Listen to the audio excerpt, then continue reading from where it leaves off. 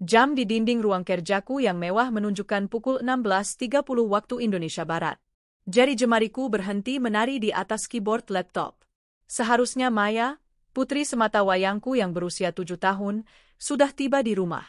Les baletnya selesai pukul 4 sore.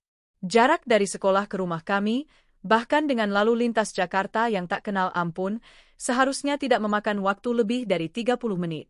Mas Reza, gumamku pelan, memanggil nama suamiku. Reza.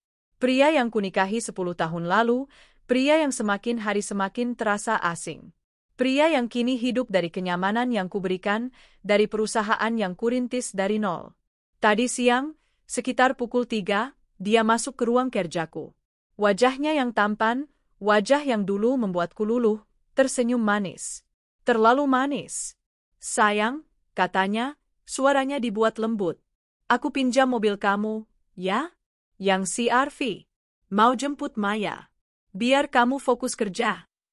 Aku mengangguk tanpa mengalihkan pandangan dari layar. Kuncinya di laci biasa, Mas.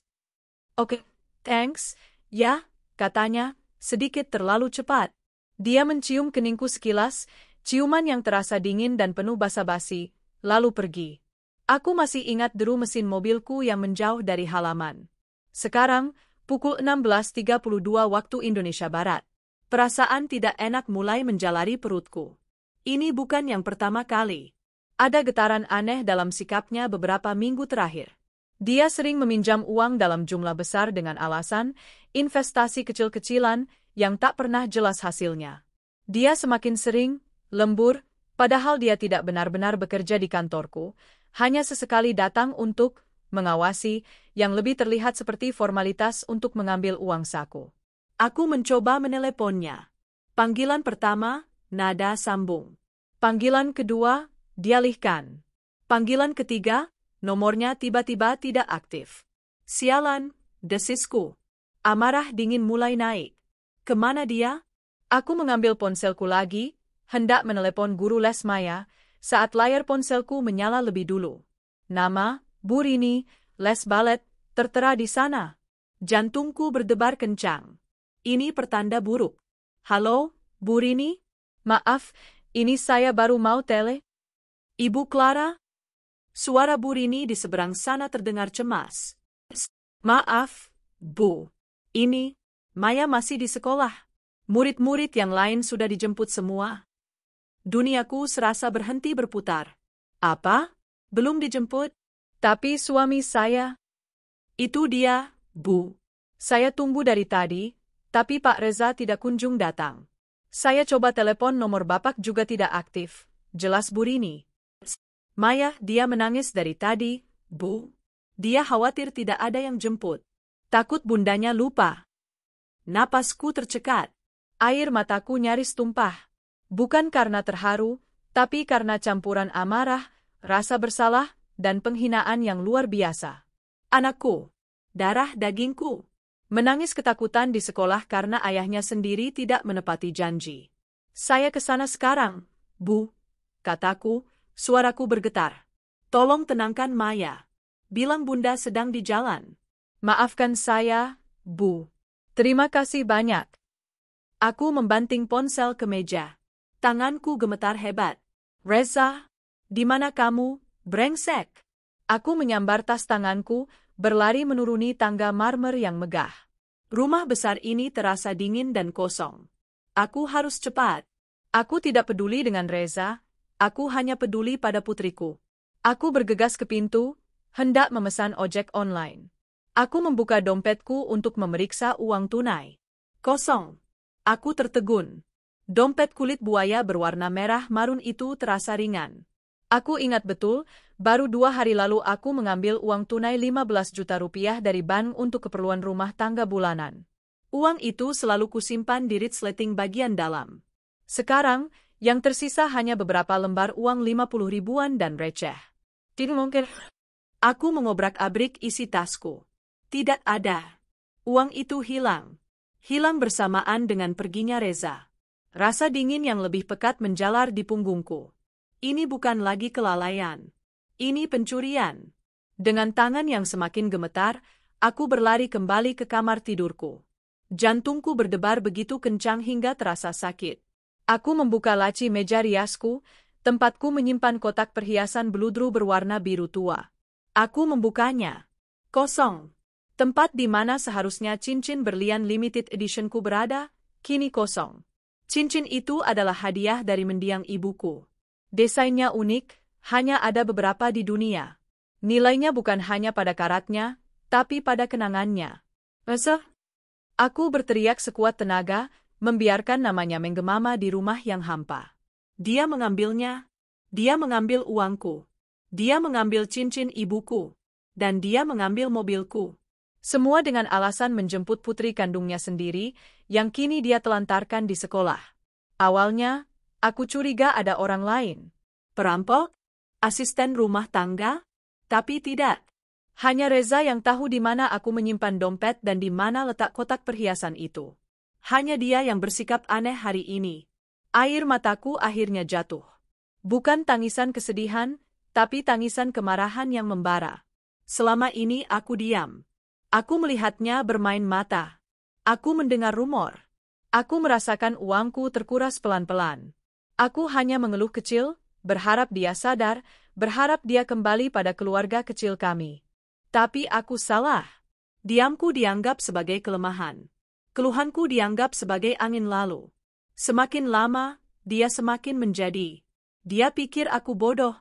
Dia pikir aku akan diam selamanya demi menjaga keutuhan rumah tangga. Hari ini, dia sudah keterlaluan.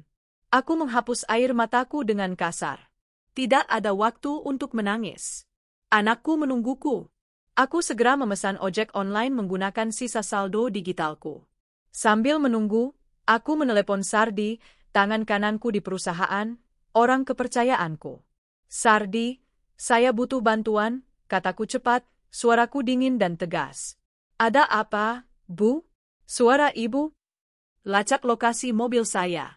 CR-V putih, B1 cel. Sekarang.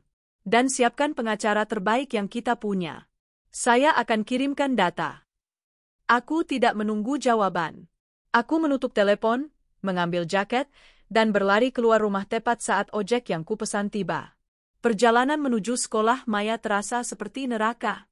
Aku, pemilik perusahaan multimiliar, kini harus duduk di belakang ojek, menerobos kemacetan, karena suamiku sendiri telah mencuri mobilku untuk entah apa. Saat aku tiba, pemandangan itu menghancurkan hatiku. Maya duduk di pos satpam, memeluk tas baletnya erat-erat. Wajahnya sembab, matanya merah. Begitu dia melihatku, tangisnya pecah seketika. Bunda! Aku berlari dan memeluknya erat. Sayang, maafkan Bunda. Maaf, Nak. Ayah mana? Ayah lupa sama Maya, ya? Maya kakak. Aku memejamkan mata, menahan gelombang amarah yang nyaris membuatku buta. Ayah ada urusan mendadak, sayang. Sangat mendadak. Sekarang kita pulang, ya? Aku berterima kasih pada Bu Rini dan satpam sekolah, menyelipkan sisa uang tunai di dompetku sebagai tanda terima kasih, lalu memesan ojek lagi untuk pulang. Sepanjang perjalanan pulang, Maya tertidur di pelukanku, kelelahan setelah menangis begitu lama. Sesampainya di rumah, aku membaringkannya di tempat tidur. Aku mengganti pakaiannya, menyelimutinya, dan mencium keningnya.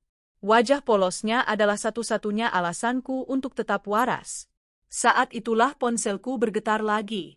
Kali ini, nama Rika, sahabatku sejak kuliah, yang muncul di layar.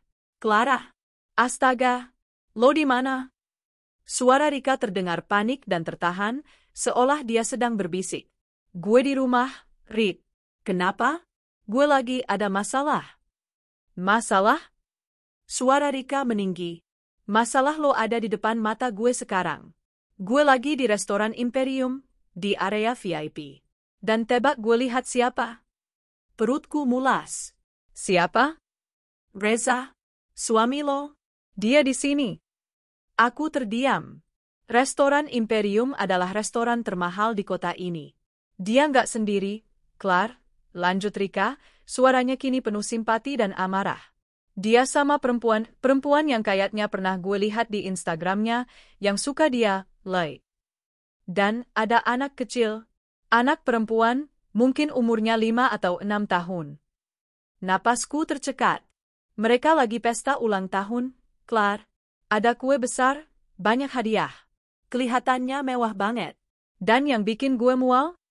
Rika berhenti sejenak. Gue lihat dengan mata kepala gue sendiri. Reza, dia ngasih cincin ke perempuan itu. Cincin apa?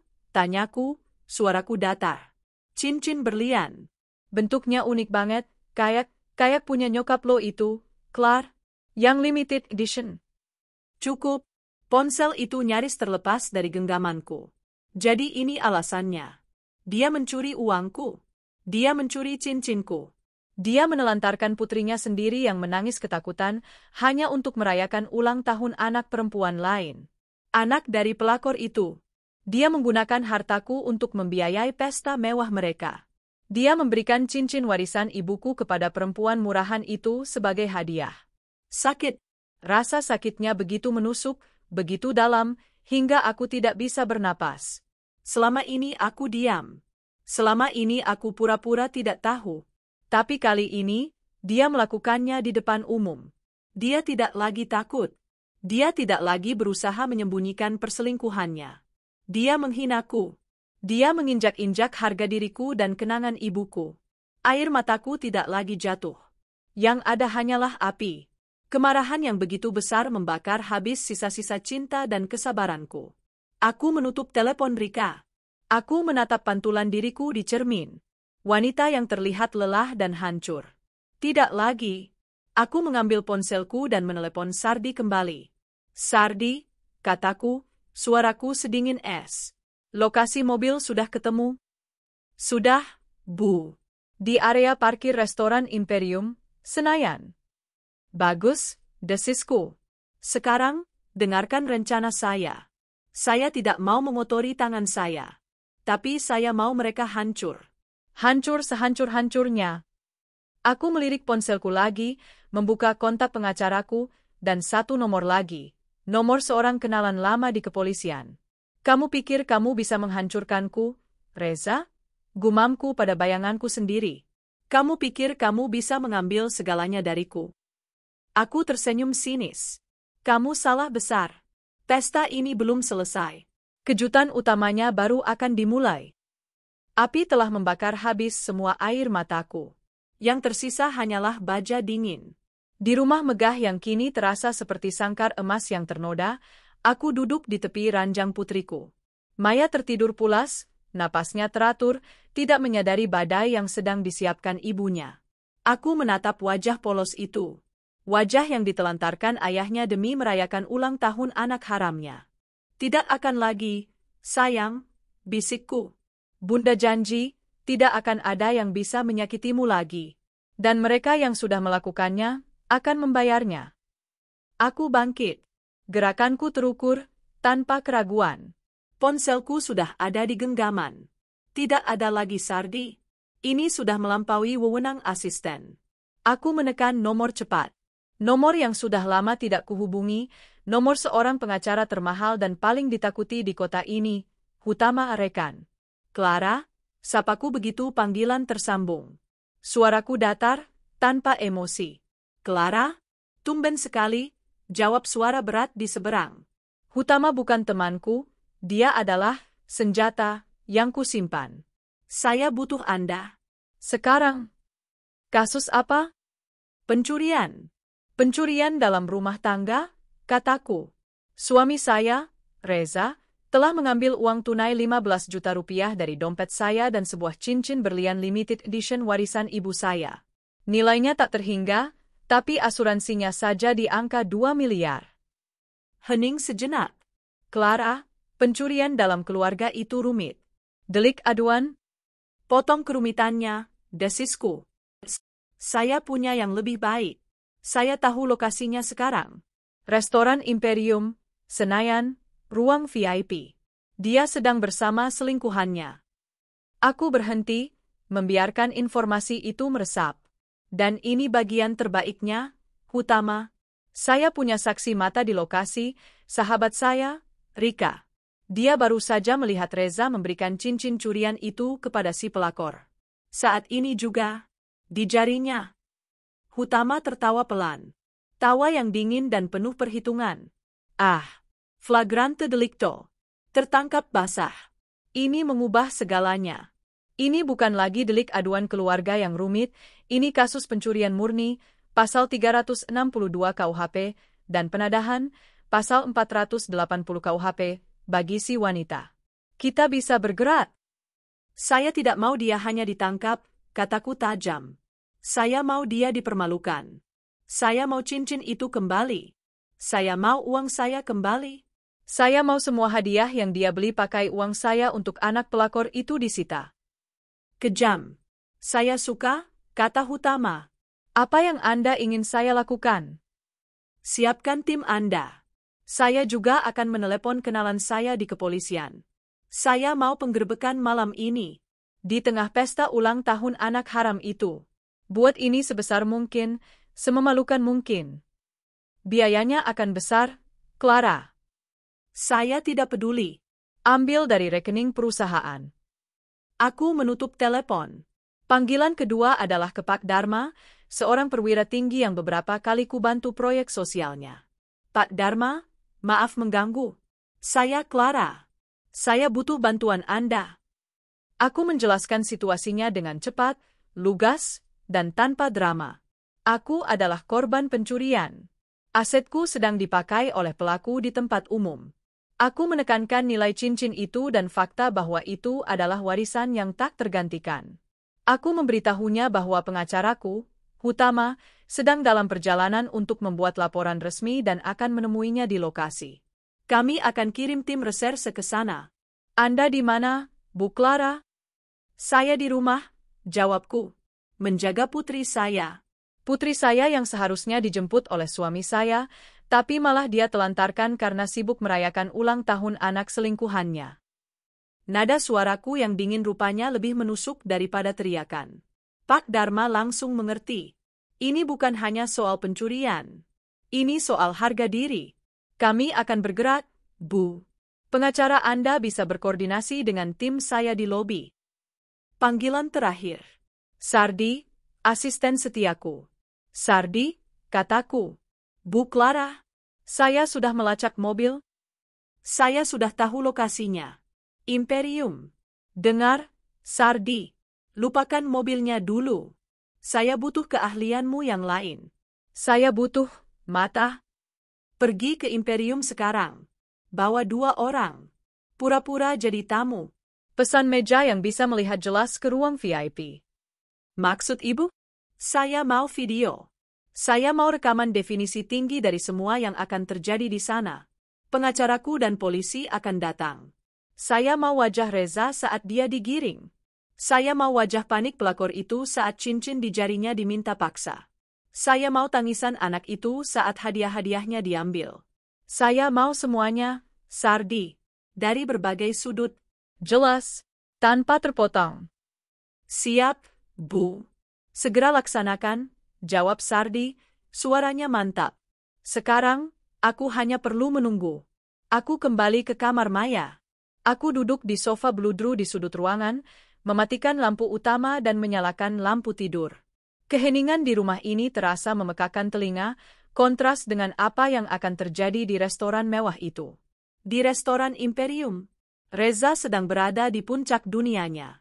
Dia tertawa lepas, menuangkan sampanye mahal, tentu saja dibayar dengan kartu kredit tambahanku yang tidak kusebutkan tadi, ke gelas wanita di depannya.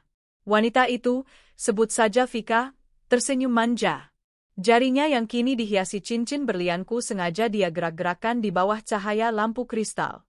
Sayang, ini indah sekali, desah Vika. Aku tidak menyangka ini limited edition, kan? Apapun untukmu, sayang, kata Reza, egonya membumbung tinggi. Dia melirik ke anak perempuan kecil di samping Vika, yang sedang asyik merobek kado. Tumpukan kotak hadiah dari butik-butik termahal berjejer di meja. Dan untuk putri cantik kita. Selamat ulang tahun, ya, cantik. Pesta kecil itu begitu sempurna di mata mereka. Penuh kemewahan, Penuh cinta palsu yang dibangun di atas penderitaanku dan anakku. Rika, sahabatku, mengirimi pesan dari mejanya di sudut lain. Mereka sedang potong kue, Clark. Aku mual. Aku membalas singkat. Pergi dari sana sekarang, Reed. Pertunjukannya akan dimulai. 15 menit kemudian, pintu ruang VIP yang terbuat dari kayu jati solid itu terbuka. Bukan pelayan yang masuk. 3 orang pria berwajah datar dengan pakaian safari, polisi reserse, masuk, diikuti oleh Hutama yang melangkah angkuh dengan setelan jas Italianya, dan Sardi yang berpura-pura menjadi asisten Hutama, ponselnya sudah dalam mode merekam. Musik romantis yang mengalun di ruangan itu langsung mati. Tawa Reza terhenti. Maaf, ada apa ini? Ini area privat. Hutama tersenyum tipis. Selamat malam, Bapak Reza. Pesta yang meriah. Saya Hutama, kuasa hukum dari Ibu Clara Wijaya. Nama, Clara, disebut seperti bom. Wajah Reza langsung pucat pasi. Vika menegang. Ada apa ini, Clara? Kenapa dia? Kami kesini atas laporan resmi klien saya, lanjut Hutama, suaranya memenuhi ruangan. Laporan atas dugaan tindak pidana pencurian, pasal 362 Kitab Undang-Undang Hukum Pidana. Pencurian? Vika memekik pelan. Bapak Reza, kata salah satu petugas, maju ke depan.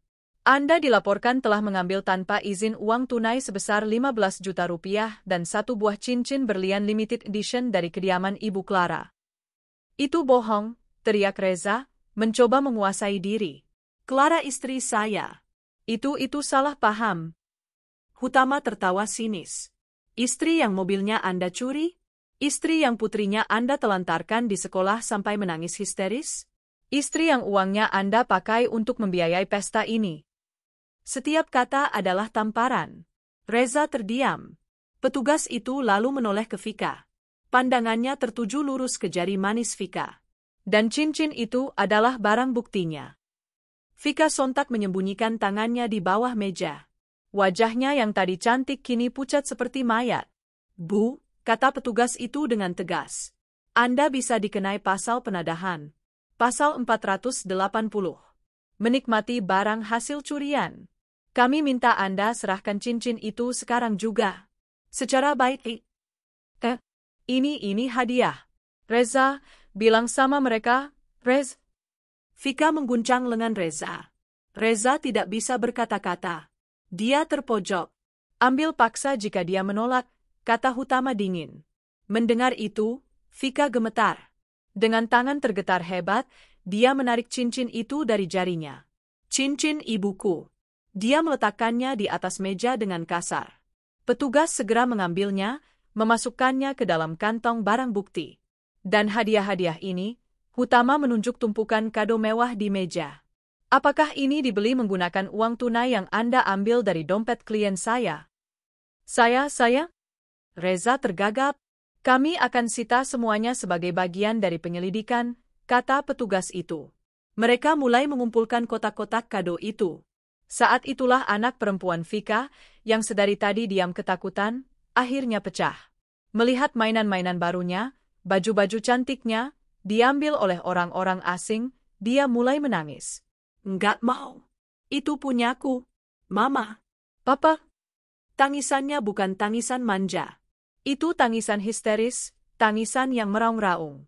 Pesta ulang tahun impiannya hancur lebur dalam hitungan menit. Vika, melihat kehancuran pestanya, cincinnya hilang, dan anaknya menjerit, ikut menangis. Tapi tangisannya penuh amarah dan malu. Tamu-tamu lain di luar ruang VIP mulai berbisik-bisik, beberapa ponsel terangkat, merekam dari kejauhan. Anda ikut kami ke kantor polisi. Sekarang, kata petugas itu kepada Reza. 2 petugas memegang lengan Reza. Mereka tidak memborgolnya di tempat. Belum. Tapi genggaman mereka kuat. Vika, tolong aku. Reza memelas. Tapi Vika hanya bisa menatapnya dengan nanar, wajahnya basah oleh air mata, sambil memeluk anaknya yang meraung-raung. Dia malu. Dia hancur. Dia kecewa. Sardi, dari sudut ruangan, merekam semuanya. Wajah pucat Reza. Wajah malu Vika. Tangisan histeris anak itu. Meja pesta yang porak-poranda. Kilatan blitz dari tamu lain di luar. Itu adalah rekaman yang sempurna. Di rumah, ponselku bergetar. Sebuah video masuk dari Sardi. Judulnya, Misi Selesai, Bu. Babak 1. Aku menekan tombol play. Aku menonton mahakaryaku. Aku melihat suamiku digiring keluar dari restoran termahal, tatapannya kosong. Aku melihat wanita selingkuhannya tertunduk malu, diperhatikan seluruh pengunjung restoran. Aku mendengar tangisan anak itu. Aku tidak merasakan apa-apa. Tidak ada penyesalan. Tidak ada rasa bersalah. Hanya ada satu rasa. Kepuasan yang dingin dan mutlak. Aku mematikan ponsel. Ini baru permulaan, Reza, gumamku dalam kegelapan. Kamu mengambil uangku. Kamu mengambil cincinku. Aku akan mengambil segalanya darimu. Kebebasanmu, harga dirimu, dan masa depanmu. Babak pertama balas dendamku telah selesai. Dan aku memenangkannya tanpa perlu mengotori sepatuku. Malam semakin larut, namun mataku tak bisa terpejam. Di ruang teater pribadi di lantai bawah, ruangan yang biasa kami gunakan untuk menonton film bersama Maya, aku kini duduk sendirian. Di layar raksasa berukuran 80 inci, video dari Sardi berputar tanpa henti. Aku menontonnya lagi dan lagi. Aku melihat wajah pucat Reza, bibirnya terkatup menahan malu saat lengannya dipegang oleh petugas. Aku melihat close-up wajah Vika, riasan mahalnya luntur oleh air mata dan keterkejutan. Aku melihat, dengan resolusi 4K yang jernih, detik-detik saat tangannya yang gemetar terpaksa melepaskan cincin ibuku. Dan aku mendengar tangisan anak itu. Tangisan yang meraung-raung, bukan karena ayahnya ditangkap, tapi karena tumpukan kado yang dibeli dengan uangku, disita oleh polisi. Sardi berdiri diam di sudut ruangan. Dia telah kembali 1 jam yang lalu, menyerahkan kartu memori berisi semua rekaman dari 3 kamera tersembunyi. Edit, kataku, suaraku menggema di ruangan yang sunyi. Siap, Bu? Tanya Sardi. Buat semenarik mungkin, perintahku, mata tak lepas dari layar. Tapi menyakitkan. Aku berubah menjadi sutradara bagi film kehancuran mereka. Ambil adegan ini, kataku, menunjuk saat Vika menyembunyikan tangannya di bawah meja. Perlambat. Slow motion. Beri efek zoom perlahan ke matanya yang ketakutan. Lalu, potong ke adegan Reza yang mencoba memelas. Pertajam suaranya saat dia berkata, bohong. Lalu, langsung potong ke bukti, saat petugas mengangkat kantong barang bukti berisi cincin itu. Sardi bekerja dengan cepat di laptopnya. Untuk musik, aku berpikir sejenak. Saya mau, selamat ulang tahun. Tapi versi kotak musik. Yang pelan, yang sumbang, yang terdengar seperti film horor. Mainkan itu di sepanjang video, terutama saat anak itu menangis. Itu kejam, Bu, gumam Sardi pelan. Tidak lebih kejam dari membiarkan anak kandungku sendiri menangis ketakutan di sekolah, desisku. Kerjakan. Saat Sardi sedang menyatukan mahakarya kecil kami, langkah kaki mungil terdengar di tangga. Bunda? Jantungku serasa diremas. Maya berdiri di ambang pintu, memeluk boneka beruangnya, matanya setengah terpejam. Bunda kok belum tidur? Suara apa itu? Aku langsung melompat dari kursi, berlari ke arahnya dan menghalangi pandangannya dari layar, yang kebetulan sedang menampilkan wajah Vika yang menangis. Bunda lagi kerja sedikit, sayang, kataku, suaraku langsung berubah lembut. Aku menggendongnya. Aroma tubuhnya yang seperti susu menenangkanku. Ayah sudah pulang? Tanyanya polos. Pertanyaan itu menusukku. Belum, Nak. Ayah masih banyak kerjaan. Pekerjaan yang sangat jauh. Oh, gumamnya, menyandarkan kepala di bahuku. Maya kangen ayah. Aku memejamkan mata, menahan gelombang amarah baru. Dia kangen kamu, brengsek. Dan kamu menukarnya dengan ini. Aku membawanya kembali ke kamarnya, menyelimutinya.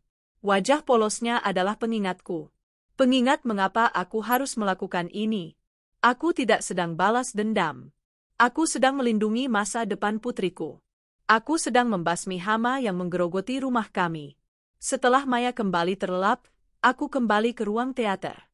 Sardi sudah selesai. Sudah siap, Bu. Durasi 5 menit. Sangat padat.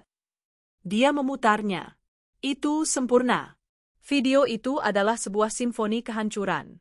Dibuka dengan tawa bahagia Reza yang sedang menuang sampanye, lalu disandingkan, split screen, dengan tangisan Maya yang kurekam diam-diam tadi saat dia tidur, gelisah karena mimpinya. Lalu, video beralih ke penggerbekan. Slow motion yang kuminta, zoom yang tajam, dan musik kotak musik, selamat ulang tahun, yang menyeramkan itu membuat setiap detik terasa menyiksa.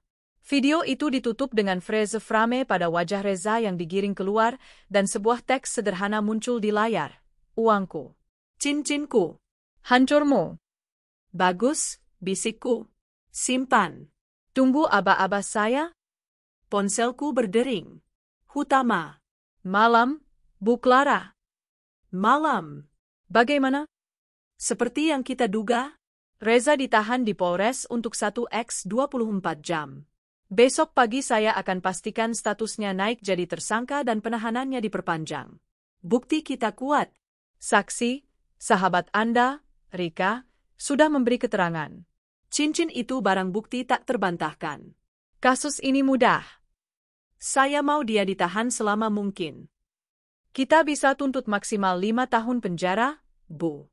Ini bukan hanya pencurian biasa, ini pencurian dalam keluarga, pasal 367, tapi karena Anda yang melapor dan ada barang yang diberikan ke pihak ketiga, si pelakor, kita bisa gunakan pasal 362 murni. Jauh lebih kuat. Bagus. Lakukan, kataku. Satu hal lagi, kata Hutama. Dia minta bertemu Anda. Atau menelepon Anda. Saya tidak sudi. Dia berhak atas satu panggilan telepon, Bu. Dia mungkin akan. Belum selesai Hutama bicara, panggilan lain masuk ke ponselku. Nomor tidak dikenal. Pasti dari kantor polisi. Dia menelepon, kataku pada Hutama. Tetap di jalur ini, Hutama. Saya mau Anda dengar. Aku menggabungkan panggilan itu. Halo, sapaku dingin. Farah? Sayang? Ya Tuhan, akhirnya kamu angkat. Suara Reza terdengar parau dan putus asa. Latar belakangnya berisik, suara orang-orang di sel tahanan. Ada apa? Tanyaku, datar. Sardi di sampingku hanya menunduk, pura-pura sibuk. Sayang, tolong aku. Ini salah paham. Kamu harus datang ke sini. Bilang sama polisi ini semua cuma salah paham. Aku tertawa. Tawa kering yang tanpa humor. Suamiku? Suami yang mana? Suami yang pamit jemput anak tapi malah menelantarkannya? Suami yang mencuri uang istrinya? Atau suami yang memberikan cincin warisan mertuanya kepada seorang pelakor? Hening di seberang. Dia pasti terkejut mendengar nada suaraku. Ini bukan Clara yang biasa dia kenal. Ini bukan istri penurut yang hanya bisa mengeluh kecil. Clara, kamu jangan emosi dulu, katanya, mencoba taktik manipulasi lamanya. Vika, dia menjebakku. Dia yang merayuku. Dia yang minta dibelikan ini itu. Akulah, sayang. Aku deh. Simpan janjimu, Reza, potongku. Kamu sekarang ingat Maya? Di mana ingatanmu tadi sore jam 4, saat dia menangis di sekolah, mengira bundanya lupa padanya? Di mana ingatanmu saat kamu pakaikan cincin ibuku ke jari perempuan sampah itu? Jaga mulutmu, Clara. Dia bukan sampah, teriaknya, lupa posisinya. Oh, jadi kamu masih membelanya? Bahkan dari dalam sel? Aku tertawa lagi. Kamu dengar ini, Hutama? Hutama? Pengacara? Kamu libatkan pengacara? Suara Reza naik 1 oktav, berubah dari memelas menjadi panik. Tentu saja, jawabku. Pengacara terbaikku sedang mendengarkan percakapan ini. Benarkan, Pak Hutama? Selamat malam, Pak Reza, sapa Hutama dari jalurnya. Saya sarankan Anda tidak bicara apa-apa lagi. Semua yang Anda katakan akan kami gunakan untuk memberatkan Anda. Anjing, kalian menjebakku. Reza meraung. Clara, kamu akan hancurkan keluarga ini. Maya butuh ayah. Ini adalah batasnya. Dia butuh ayah, Reza. Bukan pencuri, kataku, suaraku sedingin es. Mulai malam ini, dia hanya punya bunda. Nikmati waktumu di sel. Jangan hubungi aku lagi. Pengacaraku yang akan mengurus semuanya. Clara, jangan. Clara, tolong aku. Bebaskan aku. Aku minta maaf. Clara. Aku memutus panggilan. Keheningan kembali menyelimuti ruangan. Sardi, kataku, tanganku tidak gemetar sedikit pun. Kirim videonya. Sekarang. Ke siapa, Bu? Ke nomor pelakor itu. Aku sudah menyimpan nomor Vika sejak lama, hasil dari penyelidikanku sendiri yang selama ini kupendam. Aku mengirimkan nomor itu ke Sardi. Kirim. Dan kirim juga ke beberapa akun gosip Instagram yang anonim. Buat mereka penasaran. Di tempat lain, di sebuah apartemen sederhana di pinggir kota, Vika baru saja selesai menenangkan putrinya yang kelelahan. Dia terduduk di sofa. Pesta yang dia impikan hancur. Pria yang dia banggakan ternyata hanya parasit yang hidup dari istrinya. Cincin berlian impiannya hilang. Dia ditinggalkan begitu saja di restoran, harus menelepon temannya dengan malu untuk meminjam uang bayar taksi pulang. Ponselnya bergetar. Notifikasi pesan baru dari nomor tak dikenal. Sebuah file video. Penasaran, dia membukanya. Wajahnya berubah pucat. Dia melihat dirinya sendiri. Pesta itu. Penggerebekan itu. Musik, selamat ulang tahun, yang menyeramkan itu mengiris telinganya. Dia melihat slow motion tangannya yang gemetar. Dia melihat zoom in wajahnya yang menangis malu. Dia melihat pria yang dia cintai digiring seperti kriminal. Lalu video itu berakhir. 1 detik kemudian, pesan teks masuk dari nomor yang sama. Ini baru permulaan. Nikmati pestanya. Vika menjerit. Bukan jeritan sedih, tapi jeritan teror. Dia melempar ponselnya ke dinding hingga layarnya retak berkeping-keping. Dia baru sadar. Dia bukan sedang berhadapan dengan istri bodoh yang sabar. Dia sedang berhadapan dengan monster yang baru saja dia bangunkan. Di rumahku, aku berdiri di balkon, menatap lampu kota yang berkelip. Udara malam terasa dingin, tapi tidak sedingin hatiku. Ponselku bergetar. Sardi. Sudah terkirim, Bu. Dan sudah mulai viral di satu akun gosip. Aku tersenyum tipis. Aku kembali menelepon Hutama. Hutama, kataku. Ya, Bu Clara. Siapkan berkas gugatan cerai. Masukkan laporan kepolisian malam ini dan video dari Sardi sebagai bukti perselingkuhan dan pencurian. Saya mau dia kehilangan segalanya.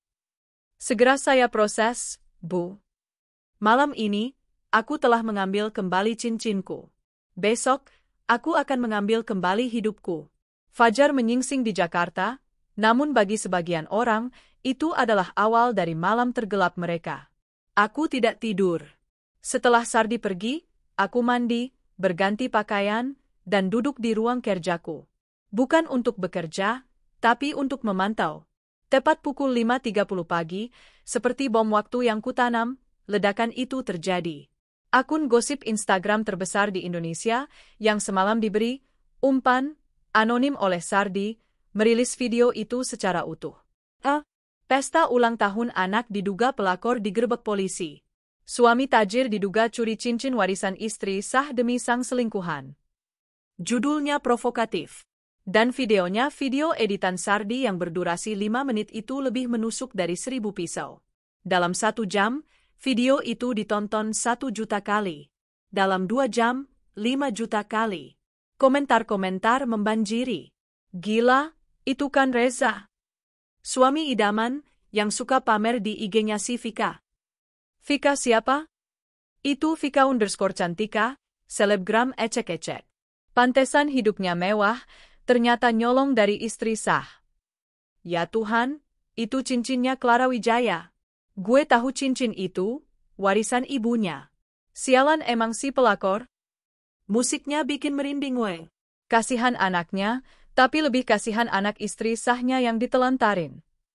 Mapes, karma instan. Muka suaminya pucat banget pas digiring. Video itu menyebar seperti api. Nama, Reza, Vika, dan Clara Wijaya menjadi trending topik nomor 1 di Twitter. Wajah Vika yang menangis kini terpampang di setiap lini masa. Wajah Reza yang pucat pasi menjadi meme. Di saat yang sama, di apartemen Vika terbangun bukan karena alarm, tapi karena dering ponselnya yang tak henti-henti. Notifikasi dari Instagram, WhatsApp, dan panggilan tak dikenal membanjiri layarnya. Dengan tangan gemetar, dia membuka Instagram. Wajahnya ada di mana-mana. Video itu, video kehancurannya. Dia membaca komentar-komentar. Pelakor? Hah? Wanita murahan? Gak tahu malu. Dia mencoba menghapus akunnya, tapi terlambat. Video itu sudah direpost oleh ribuan akun. Lalu dia mendengar suara dari luar pintu apartemennya. Suara bisik-bisik. Itu di unit 708, kan? Yang perempuan itu. Iya, yang semalam videonya viral. Si pelakor itu. Astaga, nggak nyangka ya. Kelihatannya alim. Pantesan gonta-ganti mobil, ternyata mobil curian. Anaknya kasihan, tapi ya buah jatuh tidak jauh dari pohonnya. Vika membekap mulutnya, menahan jeritan. Dia mengintip dari lubang pintu. Ibu-ibu tetangga di lorong sedang berkumpul, menatap sinis ke arah pintunya. Dia terkunci. Dia tidak bisa keluar. Dia menjadi bulan-bulanan. Anaknya terbangun dan menangis. Mama, kok berisik di luar? Teman-teman Mama datang. Vika hanya bisa memeluk anaknya dan menangis dalam diam. Malu. Hancur. Persis seperti yang aku inginkan. Pukul 7 pagi. Maya, sayang, ayo sarapan. Aku turun dengan pakaian rapi. Blazer berwarna biru navy, rambut disanggul ketat. Wajahku tenang, seolah tidak ada badai apapun. Maya berlari memelukku. Bunda cantik sekali. Mau ke kantor, ya? Iya, sayang. Selesai antar Maya ke sekolah, Bunda ada rapat penting. Ayah belum pulang, Bun, tanyanya lagi, lebih pelan. Aku berlutut, memegang kedua bahunya. Aku menatap matanya. Waktunya berhenti berpura-pura. Sayang, dengarkan Bunda. Ayah sudah melakukan kesalahan besar. Sangat besar. Ayah menyakiti Bunda dan Maya. Mata Maya mulai berkaca-kaca. Jadi, lanjutku, suaraku tegas namun lembut. Untuk sementara, ayah tidak akan pulang. Ayah harus dihukum dulu. Mulai sekarang, hanya ada Bunda dan Maya. Kita akan baik-baik saja. Bunda janji. Maya tidak menangis. Dia hanya mengangguk pelan. Dia anak yang kuat. Dia anakku. Maya sayang Bunda, bisiknya. Bunda lebih sayang Maya. Aku mengantarnya ke sekolah seperti biasa. Semua orang tua murid di lobi sekolah menatapku. Beberapa berbisik, beberapa menatap kasihan, beberapa kagum. Video itu sudah mereka lihat. Aku hanya tersenyum tipis, mengangguk sopan, dan menggandeng tangan Maya dengan bangga. Aku tidak menunduk. Aku, Clara Wijaya, adalah korban. Aku tidak akan membiarkan mereka melihatku lemah. Setelah Maya masuk kelas, ponselku berdering. Hutama. Selamat pagi, Bu Clara. Saya yakin Anda sudah lihat beritanya. Saya yang menyebarnya, Hutama, jawabku dingin. Hutama terbatuk pelan. Ah, tentu saja. Info untuk Anda, Pak Reza resmi jadi tersangka dan ditahan di rutan Polres untuk 20 hari ke depan. Penangguhan penahanannya saya pastikan ditolak. Dia tidak akan kemana-mana. Bagus, saya mau menjenguknya. Siapkan izinnya. Anda yakin, Bu? Anda tidak perlu? Saya yakin. Saya harus melihat wajahnya. Dan ada sesuatu yang harus saya perlihatkan padanya. Pukul 11 siang. Rutan Polres. Bau pesing dan pengap langsung menyergapku begitu aku melewati pintu pemeriksaan. Sangat kontras dengan parfumku yang berharga jutaan. Aku duduk di ruang besuk yang sempit, dipisahkan oleh meja besi dan kaca tebal. Lalu dia muncul. Reza. Pria tampan yang dulu kupuja, kini terlihat hancur. Dia mengenakan seragam tahanan oranye yang kusam. Wajahnya tidak dicukur, matanya merah dan bengkak. Begitu melihatku, dia langsung berdiri, menggedor-gedor kaca. Clara. Ya kamu datang. Tolong aku, sayang. Keluarkan aku dari sini. Aku salah. Aku minta maaf. Aku menatapnya tanpa ekspresi. Aku mengangkat gagang telepon intercom. Dia buru-buru mengangkatnya di seberang sana. Sayang, aku. Diam, potongku. Dia langsung terdiam. Aku kesini bukan untuk mendengar omong kosongmu. Aku mengeluarkan tablet dari tasku. Aku menyalakan layarnya. Aku kesini, kataku, hanya untuk menunjukkan sesuatu padamu. Aku memutar video editan Sardi. Aku menempelkan tablet itu ke kaca, menghadap ke arahnya. Awalnya dia bingung. Lalu wajahnya berubah. Dia melihat dirinya tertawa. Dia melihat Vika tersenyum manja. Dia melihat kue ulang tahun. Lalu dia melihat tangisan Maya yang kugabungkan. Itu Maya, bisiknya ngeri. Lalu, lanjutku, ini bagian favoritku. Video beralih ke penggerebekan. Wajahnya yang pucat. Genggaman petugas. Wajah Vika yang ketakutan. Cincin ibuku yang diambil paksa. Tangisan anak pelakor itu. Semua diiringi musik kotak musik, selamat ulang tahun, yang menyeramkan. Hentikan! Desisnya. Matanya terbelalak ngeri. Aku tidak menghentikannya. Aku memaksanya menonton sampai akhir. Sampai frase frame wajahnya yang digiring, dan tulisan, uangku. Cincinku. Hancurmu. Video selesai. Tablet kembali gelap. Reza terduduk lemas di kursinya. Dia tidak menangis. Dia gemetar. Dia hancur. Kamu? Dia tergagap, menatapku seolah aku adalah iblis. Kamu melakukan ini. Kamu yang memulainya, jawabku. Video itu, viral. Trending topik nomor 1. Selamat, Reza. Kalian berdua terkenal sekarang. Wajahnya pucat pasi. Dia akhirnya mengerti. Ini bukan hanya soal penjara. Aku telah menghancurkan reputasinya. Selamanya. Kamu iblis? Aku adalah istri yang kamu hianati, koreksiku. Kamu pikir aku akan diam saja? Kamu pikir aku bodoh? Kamu pikir kamu bisa menelantarkan anakku, mencuri hartaku, dan memberikan warisan ibuku pada pelakor, lalu aku hanya akan menangis di kamar. Aku berdiri. Tolong, demi Maya. Dia mencoba memelas lagi. Aku tertawa. Demi Maya? Justru demi Maya aku melakukan ini semua. Aku membersihkan sampah dari hidupnya. Aku menatapnya lekat-lekat, untuk yang terakhir kali. Ini belum selesai, Reza. Ini baru pemanasan. Apa lagi? Pengacaraku sudah menyiapkan semuanya, kataku sambil berjalan mundur. Tunggu saja surat ceraiku di sidang pertamamu. Aku akan pastikan kamu membusuk di sini dan keluar sebagai pengemis. Clara, jangan. Kembali. Clara. Aku tidak menoleh. Aku berjalan keluar dari ruang besuk yang pengap itu, kembali ke udara Jakarta yang bebas. Di luar, Hutama sudah menunggu. Bagaimana, Bu? Puas, jawabku. Sekarang, fokus ke sidang. Hancurkan dia. 3 minggu telah berlalu sejak Malam Imperium. 3 minggu yang terasa seperti 3 tahun bagi Vika, dan 3 dekade bagi Reza. Bagi Vika, hidup adalah neraka yang tak kunjung usai. Video itu telah merenggut segalanya. Akun Instagramnya, sumber penghasilan utamanya, ditutup paksa oleh platform karena laporan massal. Endorsement berhenti.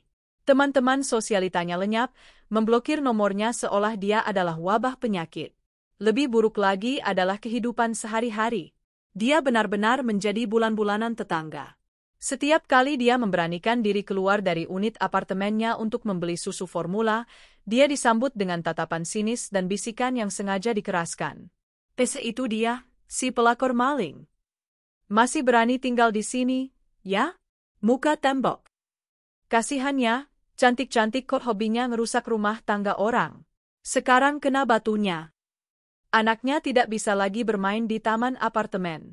Anak-anak lain ditarik oleh ibu mereka begitu dia muncul. Suatu pagi, Dia menemukan pintu apartemennya telah disiram dengan air comberan dan ditempeli kertas bertuliskan pelakor moral bejat. Dia kehabisan uang. Dia mencoba menelepon teman-temannya yang dulu memohon pinjaman. Tak ada yang menjawab. Dia mencoba menjual tas-tas bermerek pemberian Reza, hanya untuk menemukan bahwa sebagian besar adalah barang KW super. Reza menipunya bahkan saat mereka berselingkuh. Dia benar-benar sendiri, malu, dan hancur. Bagi Reza, hidup adalah rutinitas pengap di sel tahanan Polres. Dia berbagi ruangan 4x5 meter dengan 10 tahanan lain. Pria yang terbiasa tidur di kasur king size berlapis sutra, kini harus tidur berdesakan di lantai semen yang dingin. Egonya setinggi langit telah runtuh. Dia kurus, kotor, dan putus asa. Bagi Clara, 3 minggu itu adalah pembersihan. Hari ini adalah hari sidang pertama kasus pencurian Reza. Aku berdiri di depan cermin walk-in klosetku. Aku tidak memilih setelan duka berwarna hitam. Aku memilih power suit berwarna merah marun. Tajam, berani, dan menyiratkan kekuasaan. Rambutku kusanggul rapi, riasanku sempurna, bibirku dipoles lipstik merah yang senada dengan bajuku. Di telingaku, tergantung anting berlian, bukan warisan ibuku, tapi yang kubeli sendiri dengan uang hasil kerjaku. Aku adalah Clara Wijaya, CEO Wijaya Corp. Aku bukan istri tersakiti yang datang untuk menangis. Aku adalah korban yang datang untuk menuntut keadilan. Bu, Sardi masuk ke ruangan. Mobil siap. Pak Utama sudah menunggu di lobi. Maya? Tanyaku. Sudah berangkat, Bu. Diantar Bu Rika, sahabatku. Hari ini mereka akan ke kebun binatang. Jauh dari wartawan. Bagus, kataku. Pastikan tim cyber kita memantau semua pemberitaan. Saya tidak mau ada satu foto pun wajah Maya yang bocor di media. Siap, Bu. Perjalanan ke pengadilan negeri terasa singkat. Begitu mobil Alphardku tiba, kerumunan wartawan langsung menyerbu. Kilatan lampu kamera menyilaukan. Ibu Clara, apa tanggapan Anda? Ibu Clara, apa benar Anda yang menjebat suami Anda? Bagaimana perasaan Anda, Bu? Aku tidak berkata apa-apa. 2 pengawal pribadi yang kusewa membukakan jalan. Aku berjalan menembus kerumunan itu dengan dagu terangkat. Pak Utama berjalan di sisiku. Aku bisa melihat dari sudut mataku, di seberang lobi, beberapa orang, mungkin keluarga jauh Reza, mencoba meneriakiku. Perempuan kejam. Tega memenjarakan suami sendiri. Aku mengabaikannya. Kejam? Mereka belum melihat apa-apa. Ruang sidang penuh sesak. Ini bukan lagi sekadar sidang pencurian. Ini adalah tontonan nasional. Aku duduk di kursi pelapor. Dingin dan tenang. Lalu, pintu di sisi lain ruangan terbuka. Reza masuk. Dia tidak lagi gagah. Dia mengenakan kemeja batik pudar yang disediakan rutan, dirangkap rompi tahanan oranye yang memalukan. Tangannya diborgol. Saat dia melihatku, matanya membelalak. Ada campuran rindu, benci, dan permohonan di matanya. Dia terlihat 10 tahun lebih tua. Telah. Bibirnya bergerak tanpa suara. Aku membuang muka. Sidang dimulai. Jaksa penuntut umum membacakan dakwaan. Pencurian dengan pemberatan. Pasal 362 KUHP. Ancaman hukuman 5 tahun penjara. Barang bukti, kata jaksa. 1 buah cincin berlian limited edition senilai 2 miliar rupiah yang telah diambil terdakwa dari kotak perhiasan korban. Cincin ibuku diletakkan di meja barang bukti. Bersinar terang di bawah lampu neon ruang sidang. Saksi pertama, Rika Amelia. Rika memberikan kesaksian yang lugas. Dia melihat Reza memberikan cincin itu kepada Vika di restoran Imperium. Saksi kedua, Sardi. Sardi menyerahkan rekaman CCTV rumah yang menunjukkan Reza adalah satu-satunya orang selain aku yang masuk ke kamar tidur hari itu. Saksi ketiga, Vika. Seluruh ruangan menahan napas. Tapi Vika tidak hadir. Saksi Vika mangkir dari panggilan, Yang Mulia, kata jaksa. Pengecut, desisku pelan. Utama lalu maju. Yang Mulia, klien saya tidak hanya dirugikan secara materi. Klien saya mengalami trauma psikologis. Terdakwa, yang adalah suaminya sendiri, menelantarkan putri kandung mereka yang masih di bawah umur, menyebabkan sang anak menangis ketakutan selama berjam-jam di sekolahnya demi merayakan pesta ulang tahun anak dari wanita lain menggunakan uang dan barang curian dari istrinya. Seluruh ruangan bergemuruh. Reza menunduk dalam-dalam. Malunya tak terperi. Pengacara Reza, seorang pengacara murah yang sepertinya dibayar oleh sisa-sisa teman Reza, mencoba membantah. Yang mulia, ini hanya masalah rumah tangga. Klien saya hilaf. Seharusnya bisa diselesaikan. Hilaf? Hutama memotong. Apakah mencuri uang tunai, mengambil cincin warisan, berbohong kepada istri, menelantarkan anak, dan memberikannya pada selingkuhan di depan umum itu, hilaf? Itu adalah rangkaian tindakan kriminal yang terencana, Yang Mulia. Reza mulai menangis. Tangisan putus asa seorang pria yang tahu dia sudah kalah.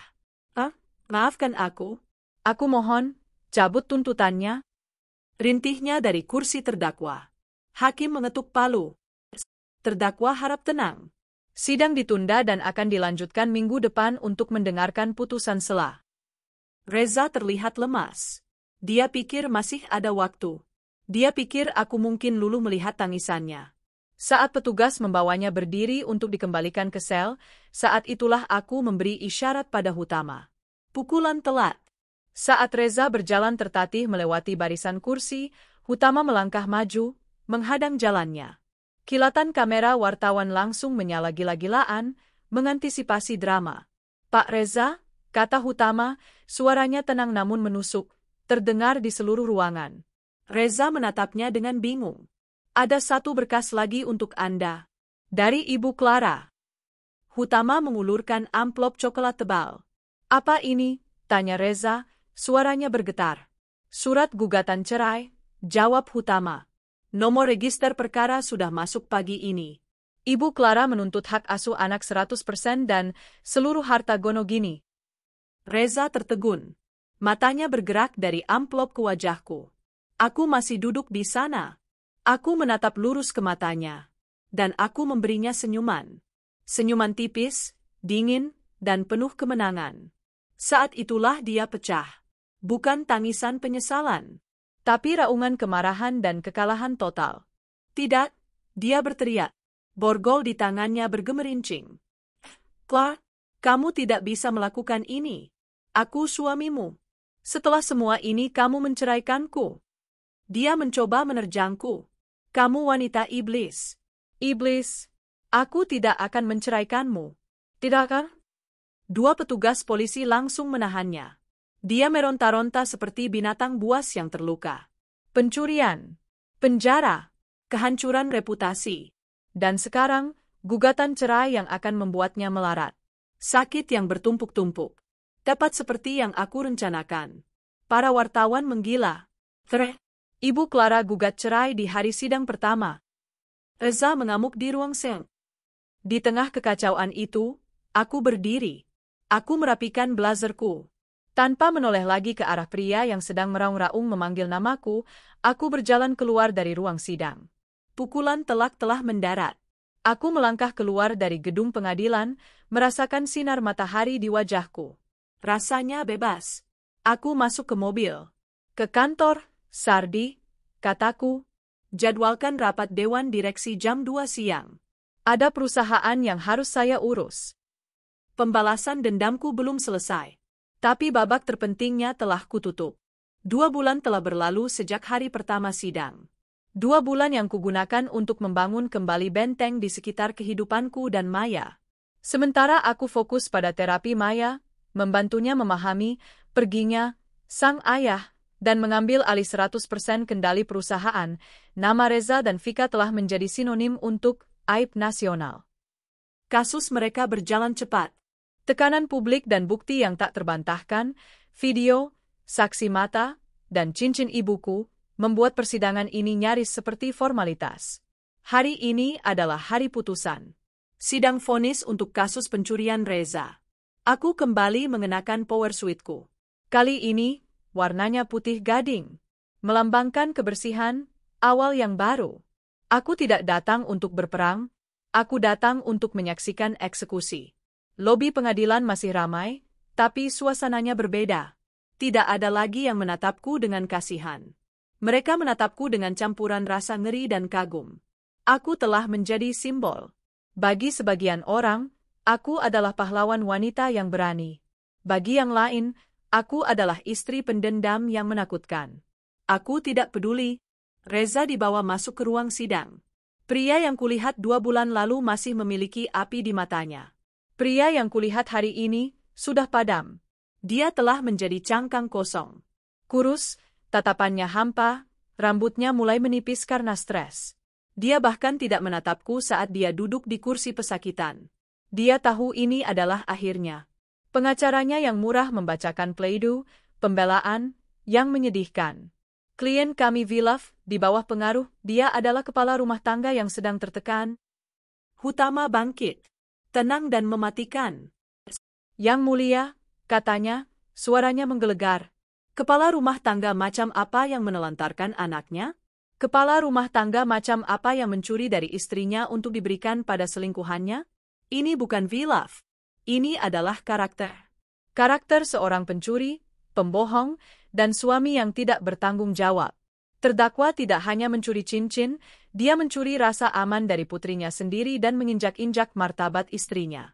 Kami menuntut hukuman maksimal agar menjadi pelajaran bagi kita semua.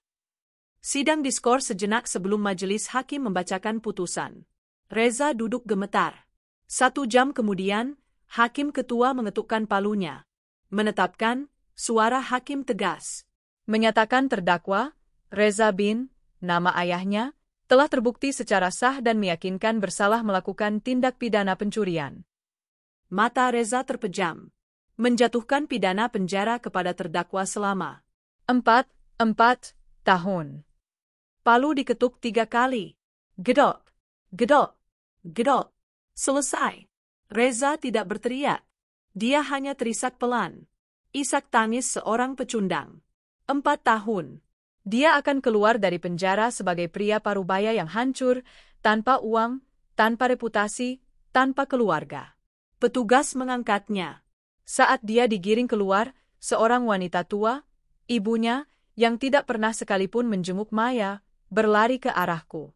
"Kamu, dasar perempuan iblis," teriaknya, wajahnya penuh kebencian. "Kamu penjarakan anakku. Kamu hancurkan dia." Aku berdiri, menatap matanya. "Anak Anda yang menghancurkan dirinya sendiri, Bu. Dan dia hampir menghancurkan putri saya." "Permisi." Aku melewatinya tanpa gemetar sedikit pun. 1 minggu kemudian. Sidang perceraian. Kali ini, ruang sidangnya lebih kecil, lebih privat. Tapi bagiku, ini jauh lebih penting. Reza dihadirkan lagi, kini dengan status baru, seorang narapidana. Ini bahkan lebih cepat. Hutama mempresentasikan bukti-bukti. 1. Akta kelahiran Maya. 2. Bukti kepemilikan Wijaya Corp yang kudirikan 3 tahun sebelum aku menikah dengan Reza. 3. Bukti kepemilikan rumah dan aset lain, semua atas namaku. 4. Salinan putusan pidana Reza. Yang mulia, kata Hutama. Melihat fakta bahwa tergugat, Reza, kini adalah seorang narapidana yang terbukti melakukan kejahatan terhadap penggugat, Clara, dan fakta bahwa tergugat telah terbukti secara moral tidak layak menjadi seorang ayah dengan menelantarkan putri kandungnya. Seperti yang terekam dalam laporan saksi mata di sekolah dan didukung oleh video viral yang kini menjadi konsumsi publik, kami menuntut 3 hal. 1. Gugatan cerai dikabulkan. 2. Hak asuh penuh atas Maya Wijaya jatuh 100% ke tangan Ibu Clara. 3. Seluruh harta Gonogini ditetapkan nihil.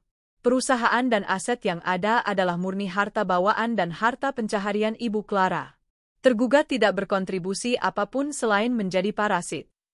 Pengacara Reza hanya bisa menunduk. Tidak ada yang bisa dibantah. Suami saya pemalas, aku memberikan kesaksian singkatku di bawah sumpah. Dia hidup dari uang saya.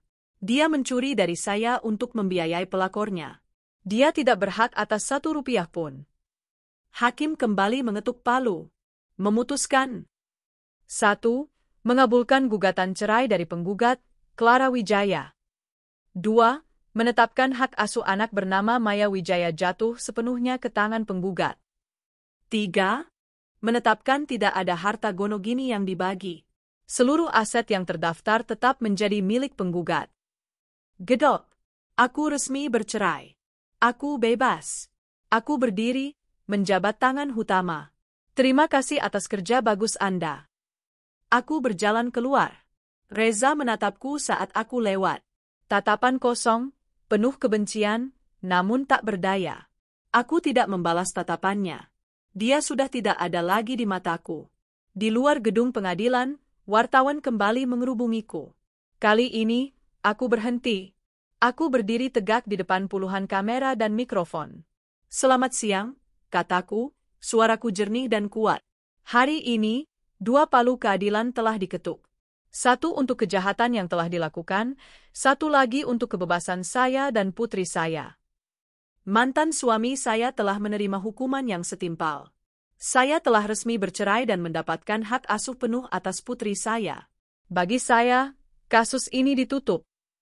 Mulai detik ini, aku menatap lurus ke kamera utama. Fokus saya hanya satu, membesarkan putri saya menjadi wanita yang kuat dan memimpin perusahaan saya menjadi lebih sukses lagi. Saya akan buktikan bahwa berkali-kali disakiti tidak akan membuat saya jatuh. Justru itu membuat saya berdiri lebih tinggi. Aku tersenyum tipis. Terima kasih. Aku tidak menjawab pertanyaan apapun. Aku masuk ke dalam mobil, di mana Sardi sudah menunggu. Aku melepaskan napas panjang yang selama ini kutahan. Beban bertonton terangkat dari bahuku. Selamat, Bu Clara, kata Sardi tulus. Terima kasih, Sardi. Aku menatap jam tanganku. Pukul 14.30. Sardi, kataku, suaraku melembut. Kita tidak usah ke kantor. Lalu kemana, Bu? Ke sekolah Maya, kataku sambil tersenyum, senyuman tulus pertamaku setelah sekian lama. Sudah waktunya menjemput putriku. Saat mobil melaju, aku melihat bayangan gedung pengadilan mengecil di kaca spion, sampai akhirnya lenyap. Aku tidak menoleh ke belakang lagi. Mobil Alphard hitam itu melaju pelan, meninggalkan gedung pengadilan yang riuh dan penuh drama. Aku melepas kacamata hitamku dan menghela napas. Bukan napas lega. Ini adalah napas pertama dari sebuah kehidupan baru. Ke sekolah Maya, ujarku pada sopir. Perjalanan itu terasa kontras. Aku baru saja keluar dari ruang sidang yang pengap, tempat di mana aku secara resmi menghapus seorang pria dari hidupku, di mana palu hakim terasa seperti dentuman akhir sebuah perang. Kini, aku menuju sumber kebisingan yang berbeda, tawa anak-anak. Pukul 14.30. Bel pulang sekolah berbunyi tepat saat mobilku berhenti di depan gerbang. Para orang tua lain yang sedang menunggu melirikku. Beberapa tersenyum kaku, yang lain menunduk, masih terintimidasi oleh berita yang menjadikan namaku Ratu Drama Nasional. Aku mengabaikan mereka. Lalu aku melihatnya. Maya berlari keluar, tas ransel pinknya berguncang-guncang. Wajahnya cerah. Dia tidak tahu apa yang baru saja terjadi. Dia tidak tahu bahwa ibunya baru saja memenangkan pertempuran terakhirnya. Bunda! Dia melompat ke dalam pelukanku. Aku memeluknya erat, begitu erat hingga aku bisa merasakan detak jantungnya. Aku membenamkan wajahku di rambutnya yang wangi stroberi. Inilah alasanku. Inilah harta yang sesungguhnya. Cincin berlian, uang, rumah mewah, semua itu tidak ada artinya dibanding pelukan ini. Bunda sudah selesai rapatnya, tanyanya polos. Aku tersenyum, air mata menggenang di pelupuk mataku. Air mata kelegaan. Sudah, sayang. Rapat terpenting dalam hidup Bunda sudah selesai. Kita menang, Bun? Tanyanya, mungkin mengira ini rapat bisnis biasa. Kita menang besar, bisikku. Sekarang, ayo pulang. Bagaimana kalau kita buat kue coklat? 6 bulan kemudian, waktu adalah penyembuh terbaik, tapi bagiku, waktu adalah senjata. Aku tidak menggunakannya untuk menyembuh, aku menggunakannya untuk membangun. Suasana di kantor pusat Wijaya Corp terasa berbeda. Lebih tajam, lebih cepat, lebih fokus. Tidak ada lagi, Pak Reza, yang mondar-mandir tanpa tujuan, meminta uang bensin pada staf, atau mencoba menggoda sekretaris baru. Sekarang hanya ada aku. Aku berdiri di depan meja boardroom yang sangat panjang, mempresentasikan laporan tahunan. Seperti yang Anda lihat di layar, kataku, suaraku menggema. Kuartal ini, kita tidak hanya pulih. Kita melampaui target akuisisi sebesar 40%. Proyek reklamasi di utara, yang banyak diragukan, telah break-even 2 tahun lebih cepat dari jadwal. Wijaya Corp adalah nama yang paling dominan di sektor ini. Para direktur, semuanya pria yang lebih tua dariku, menatapku dengan hormat. Tak ada lagi tatapan meremehkan pada istri muda yang mewarisi perusahaan. Aku telah membuktikan diriku dengan darah dan keringat. Rapat ditutup, kataku, menutup laptopku. Satu persatu mereka menyalamiku. Brilian, Bu Clara. Luar biasa, Bu. Ini adalah pembuktianku. Aku tidak jatuh. Aku bahkan tidak goyah. Aku menggunakan kemarahan dan rasa sakit itu sebagai bahan bakar untuk menjadi lebih kuat, lebih pintar, dan lebih tak terhentikan. Di sisi lain kota, kehidupan yang berbeda sedang berlangsung. Sardi sesekali masih memberiku laporan, walau tak kuminta. Vika, sang pelakor, telah lama menghilang dari Jakarta. Setelah videonya viral dan dia menjadi bulan-bulanan nasional, dia bangkrut. Dia menjual apapun yang dia bisa, yang ternyata kebanyakan barang palsu pemberian Reza, dan kembali ke kampung halamannya di sebuah kota kecil di Jawa Tengah. Laporan terakhir menyebutkan dia terlihat membantu ibunya menjaga warung kelontong. Jauh dari sampanye, jauh dari berlian, jauh dari kemewahan yang dia curi. Dia mendapatkan apa yang pantas dia dapatkan, ketiadaan. Dan Reza, dia adalah masa lalu. Sebuah file di lapas Cipinang. Seorang pemalas yang hidup dari uangku, yang mencuri uangku untuk pelakornya, kini menerima balasan setimpal. Dia mendekam di penjara, dilupakan oleh dunia. Aku pulang ke rumah. Jika kantorku adalah benteng kekuasaanku, rumahku adalah tempat perlindungan hatiku. Rumah besar yang dulu terasa dingin dan kosong, kini penuh kehangatan. Semua foto Reza telah kubuang. Dindingnya kini dihiasi lukisan-lukisan abstrak karya Maya dan foto-foto liburan kami berdua. Aku menemukan Maya di taman belakang, sedang mencoba mengajari anjing Golden Retriever baru kami, yang kami beri nama Max, untuk duduk. Bunda, lihat, Max sudah bisa. Aku tertawa, melepaskan blazerku dan duduk di rumput di sampingnya. Aku tidak lagi peduli rumput akan mengotori rok mahalku. Pintar sekali anak Bunda, kataku, memeluknya. Bunda, apa ayah masih di pekerjaan jauh? Itu, tanyanya. Aku berhenti sejenak. Aku telah memutuskan untuk tidak pernah berbohong padanya. Iya, sayang. Ayah melakukan kesalahan yang sangat besar dan dia harus tinggal di tempat khusus untuk waktu yang lama sekali. Apa dia jahat? Dia membuat pilihan yang jahat, kataku hati-hati. Tapi kamu tidak perlu khawatir. Ada Bunda. Bunda tidak akan pernah kemana-mana. Maya tersenyum dan menyandarkan kepalanya di bahuku. Maya sayang Bunda. Kami duduk di sana, menatap matahari terbenam. Langit berwarna oranye dan ungu. Indah sekali. Dulu, di saat seperti ini, aku akan merasa cemas, menunggu suami yang tak kunjung pulang. Sekarang, aku merasa damai. Aku telah melalui api pengkhianatan. Aku telah melihat bagian terburuk dari pria yang kucintai. Aku telah bertarung di pengadilan dan di mata publik. Dan aku menang. Aku mengurus perusahaanku. Aku mengurus anakku. Aku membuktikan pada diriku sendiri dan pada dunia bahwa Clara Wijaya tidak jatuh. Dia telah dibakar habis, dan dari abunya, dia terlahir kembali. 5 tahun telah berlalu. Bagi sebagian orang, 5 tahun adalah waktu yang singkat. Bagiku, itu adalah satu era.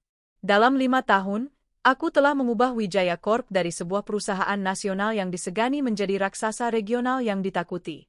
Namaku tidak lagi hanya muncul di kolom gosip. Namaku terukir di sampul Forbes Asia sebagai salah satu dari 50 wanita paling berpengaruh. Rumah megah kami telah direnovasi total.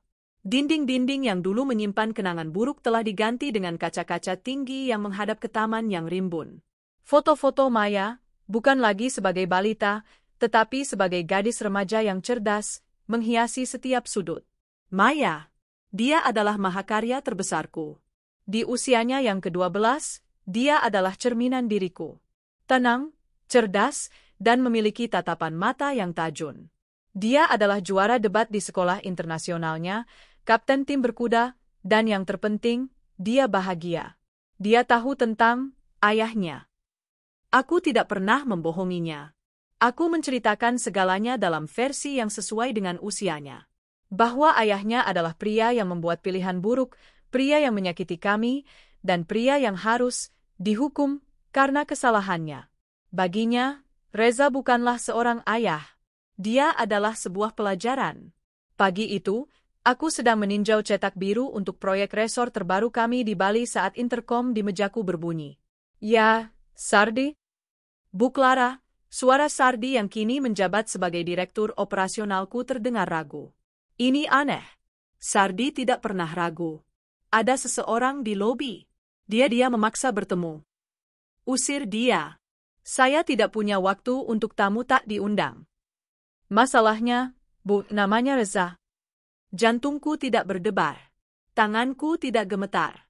Aku hanya merasakan sedikit kejutan, seperti menyentuh es batu. Dingin dan cepat berlalu. 4 tahun. Dia mendapat 4 tahun. Dengan remisi dan pembebasan bersyarat, dia pasti baru saja keluar. Dia di mana? Lobi utama, Bu. Dia membuat keributan kecil. Satpam menahannya. Dia terlihat tidak baik. Aku terdiam sejenak. Aku bisa saja menyuruh satpam mengusirnya. Aku bisa saja menelepon polisi. Tapi aku penasaran. Aku ingin melihat. Aku ingin melihat dengan mata kepalaku sendiri apa yang telah diciptakan oleh keadilanku. Suruh dia menunggu di ruang tamu 3. Ruangan yang tanpa jendela itu. Beri dia air. Aku akan turun 10 menit lagi. Baik, Bu. Aku berdiri. Aku menatap pantulan diriku di jendela kaca kantorku yang menghadap ke seluruh penjuru kota. Wanita di pantulan itu menatapku balik. Dingin, berkuasa, tak terkalahkan. Aku merapikan blazerku. Aku tidak perlu mempersiapkan diri. Dialah yang seharusnya bersiap. Aku membuka pintu ruang tamu 3. Ruangan itu sengaja dirancang minimalis, nyaris seperti ruang interogasi yang mewah. Sofa kulit hitam, meja kaca, dan tidak ada apa-apa lagi. Dia duduk di sana, dan aku nyaris tidak mengenalinya. Ini bukan Reza yang kukenal.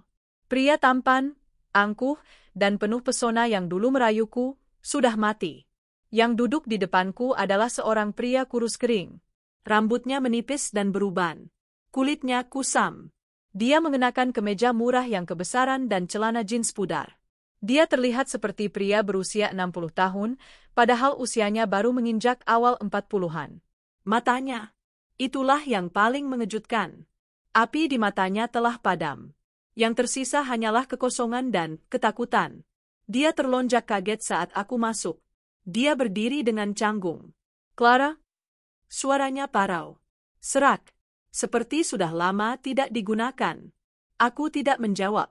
Aku duduk di seberangnya, meletakkan tanganku di atas meja. Kamu terlihat? Dia menelan ludah, menatapku seolah aku adalah ratu. Luar biasa. Aku melihatmu di majalah. Di penjara.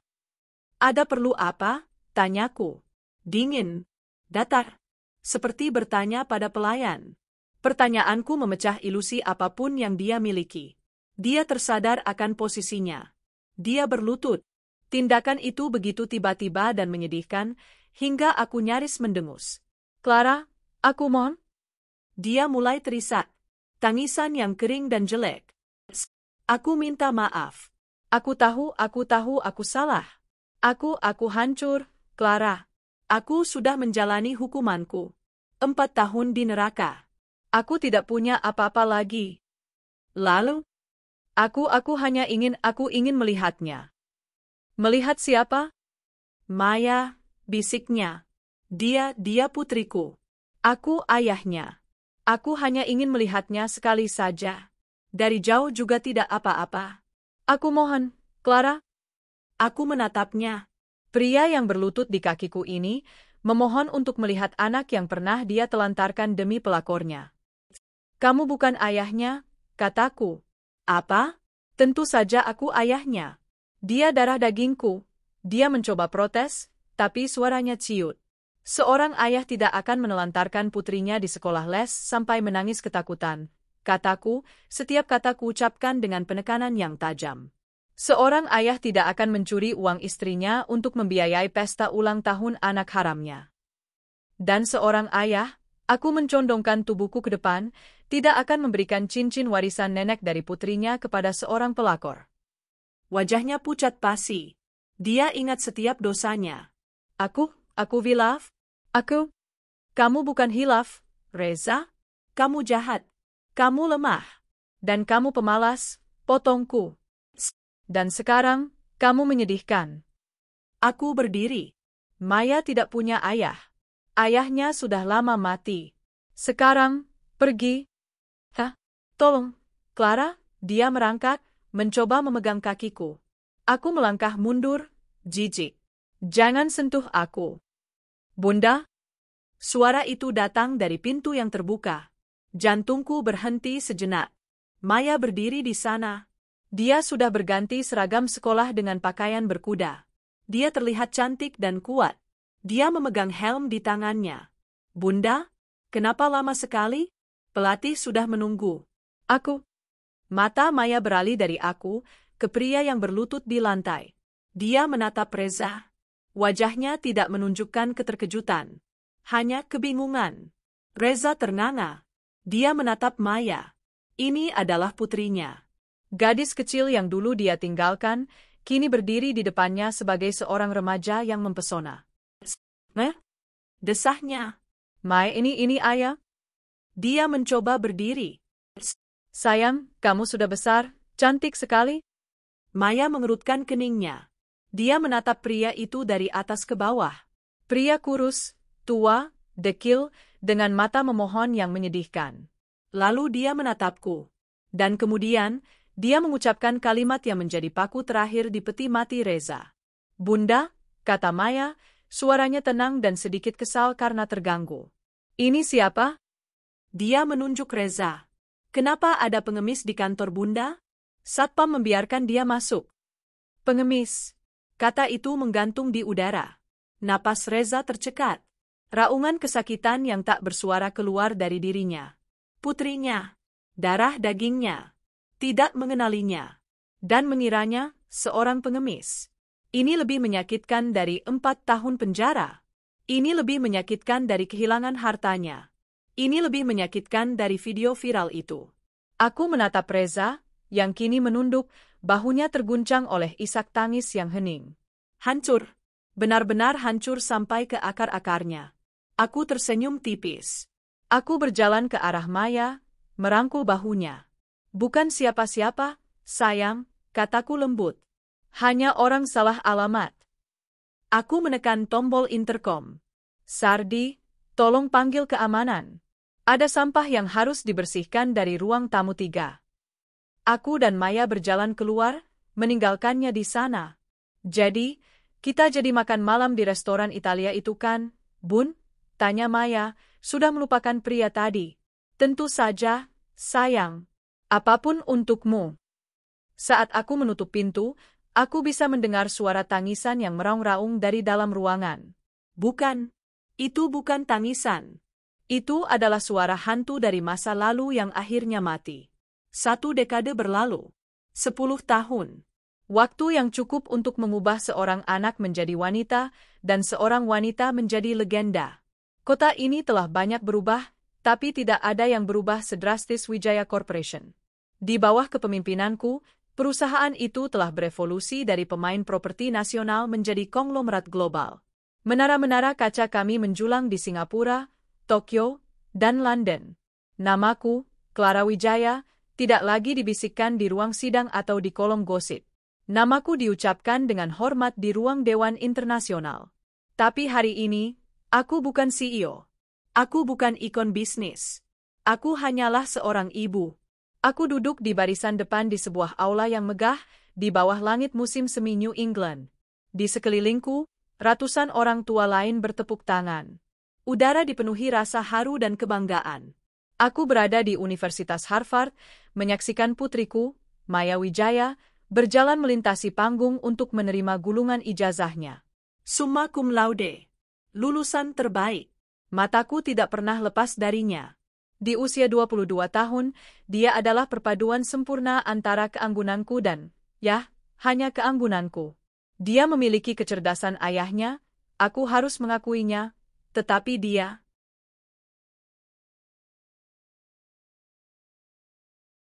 memiliki tulang punggung bajaku. Dia kuat, brilian, dan penuh ulas asih. Dia adalah segalanya yang kuimpikan.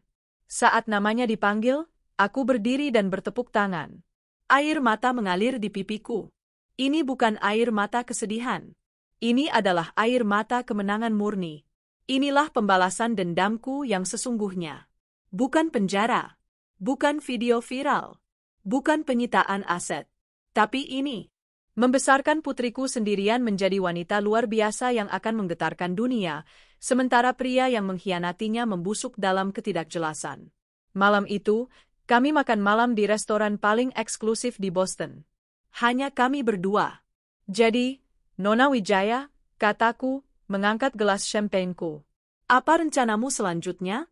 Langsung mengambil alih divisi Eropa? Maya tertawa. Tawanya jernih, bebas dari bayang-bayang masa lalu. Bunda, aku baru saja lulus. Beri aku waktu bernapas. Aku pikir, aku ingin mengambil cuti 1 tahun dulu. Cuti? Alisku terangkat. Ya, aku mau ke Afrika. Membangun sekolah. Proyek yayasan, katanya. Aku punya semua uang dan kekuasaan di dunia berkat Bunda. Sekarang aku ingin menggunakannya untuk sesuatu yang berarti. Aku menatapnya, hatiku membengkak. Aku telah membesarkannya dengan baik. Bunda bangga sekali padamu, Maya. Aku tahu, katanya lembut, meraih tanganku di atas meja. Aku bangga pada Bunda. Terima kasih, sudah menjadi begitu kuat. Terima kasih sudah tidak membiarkan dia menghancurkan kita. Dia tidak pernah menyebut nama Reza. Baginya, pria itu hanya dia. Aku punya sesuatu untukmu, kataku, merogoh tas tanganku. Hadiah kelulusan. Aku meletakkan sebuah kotak beludru biru tua di atas meja. Kotak yang sama persis dengan yang kulihat 15 tahun yang lalu. Maya membukanya. Di dalamnya, terbaring cincin berlian limited edition warisan ibuku. Cincin yang menjadi pusat dari semua kehancuran itu. Cincin yang telah kutebus dengan air mata dan kemarahan. Cincin yang telah dibersihkan dan disimpan di brankas selama lebih dari 1 dekade. Mata Maya melebar. Dia tahu cerita cincin itu. Beng, ini milik nenekmu, kataku. Dan suatu hari, ini akan menjadi milikmu. Maya mengangkatnya, melihat kilauannya di bawah cahaya lilin. Pria itu, katanya pelan, mencurinya untuk wanita lain. Ya. Dan Bunda mengambilnya kembali dengan menghancurkannya. Ya, kataku. Bagi Bunda, ini mungkin simbol balas dendam. Lanjutnya, menatapku lekat. Tapi bagiku, ini simbol kekuatan. Bahwa tidak ada pria yang bisa mengambil apa yang menjadi hak kita. Bahwa kita selalu bisa mengambilnya kembali. Dia menyelipkan cincin itu ke jarinya. Pas sekali. Aku akan menjaganya, Bun. Aku janji. 2 dunia. Di Boston, seorang ibu dan putrinya merayakan masa depan yang cemerlang, dihiasi berlian warisan yang telah ditebus. Di Jakarta, di malam yang sama, seorang pria kurus dengan pakaian compang-camping duduk meringkuk di emperan toko yang sudah tutup. Dia adalah salah satu dari ribuan gelandangan tak berwajah di kota metropolitan yang kejam. Dia batuk-batuk, tubuhnya yang ringkih menggigil kedinginan. Dia menengadahkan tangan ke setiap pejalan kaki. Permisi, Pak, Bu, sedekahnya. Tidak ada yang melihatnya. Dia tidak terlihat. Dia adalah hantu yang dilupakan Maya di kantor itu bertahun-tahun yang lalu. Namanya Reza. Sebuah mobil mewah berhenti di lampu merah di depannya. Di badan mobil itu, sebuah iklan digital raksasa menampilkan wajah 2 wanita cantik dan berkuasa. Clara Wijaya dan Maya Wijaya. Tagline-nya, Wijaya Corporation, membangun warisan untuk generasi mendatang. Reza menatap iklan itu. Matanya yang kusam tidak menunjukkan kemarahan. Tidak ada kebencian. Hanya kekosongan yang tak berdasar. Dia menatap wajah mantan istrinya yang kini tak terjangkau, dan wajah putrinya yang tidak pernah mengenalnya. Lampu berubah hijau. Mobil itu melaju. Iklan itu menghilang. Reza kembali menunduk, menarik kardus bekas untuk menutupi kakinya yang gemetar. Di penthouseku, seminggu setelah kelulusan Maya, aku berdiri sendirian di balkon, menatap lampu kota yang berkelip seperti permadani berlian di bawah kakiku. Aku telah membuktikannya. Aku tidak jatuh. Aku tidak hancur. Aku mengambil semua rasa sakit, pengkhianatan, dan penghinaan itu, dan aku membangun sebuah kerajaan darinya. Aku melindungi putriku. Aku mengamankan masa depanku. Dan aku menghapus parasit dari hidupku. Pembalasan dendam terbaik, pada akhirnya, bukanlah kehancuran musuhmu. Pembalasan dendam terbaik adalah kehidupanmu yang luar biasa setelah mereka tiada. Dan hidupku, sungguh luar biasa. Aku tersenyum. Aku berbalik dari pemandangan itu, dan berjalan masuk ke dalam rumahku yang damai. 15 tahun setelah palu hakim itu diketuk, Jakarta telah berubah menjadi hutan beton yang lebih ganas. Di sebuah penthouse yang menembus awan, Clara Wijaya, kini di usia akhir 40-an, namun tampak abadi, sedang bersiap. Malam ini, Yayasan Wijaya miliknya mengadakan acara lelang amal terbesar di Asia Tenggara. Ia berdiri di depan walk-in closetnya, sebuah ruangan seukuran apartemen studio. Di brankas terbukanya, di samping kalung safir seharga puluhan miliar yang akan ia kenakan malam ini, tergeletak kotak bludru biru tua. Cincin berlian warisan ibunya ada di sana. Cincin itu sudah lama tidak ia sentuh. Itu adalah milik Maya, sebuah simbol yang menunggu untuk diwariskan secara resmi. Ia sendiri tidak membutuhkannya lagi. Bekas lukanya sudah lama sembuh, berganti menjadi kulit yang lebih kuat. Seorang asisten baru, muda, cekatan, dan sangat menghormatinya, masuk dengan langkah pelan. Maaf, Bu Clara. Ada satu surat yang lolos dari penyortiran. Kelihatannya ditulis tangan dan dikirim dari alamat di luar kota. Ditandai, sangat pribadi. Clara mengambil amplop murahan berwarna coklat itu. Kertasnya tipis. Tulisan tangannya gemetar dan sulit dibaca. Ia membukanya. Hanya ada satu lembar kertas bergaris yang dirobek dari buku catatan. Kepada YTH, Ibu Clara Wijaya. Saya tidak tahu apakah Ibu akan membaca ini. Nama saya Vika. Sudah 15 tahun, Bu. Saya tahu. Hidup saya hancur sejak malam itu. Video itu. Saya kembali ke kampung. Saya dan anak saya diusir oleh keluarga. Kami dicap sebagai aib. Saya tidak meminta uang. Saya tidak berani. Saya lelah, Bu. Anak saya sudah remaja, dia pintar, tapi dia selalu diejek karena ibunya adalah pelakor nasional. Dia malu. Saya malu.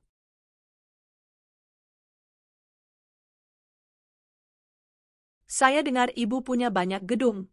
Saya mohon, Bu, izinkan saya bekerja, menjadi petugas kebersihan.